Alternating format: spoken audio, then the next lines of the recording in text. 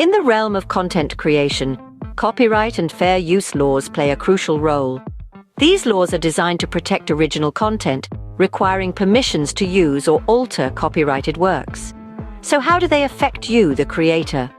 Imagine you've crafted an original piece only to find it repurposed elsewhere without your consent. That's where copyright steps in, providing a layer of legal protection for your work. But what if you wish to use someone else's work in your content? This is where fair use and Creative Commons licenses come into the picture. Fair use allows the limited use of copyrighted material for specific purposes, such as criticism, comment, news reporting, or teaching.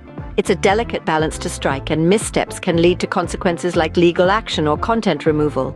Creative Commons licenses, on the other hand, offer a more flexible approach. They allow creators to share their works for free, but with certain rules to follow. Remember, respect for copyright and fair use laws isn't just about avoiding penalties. It's about fostering a culture of creativity, where original work is valued and shared responsibly.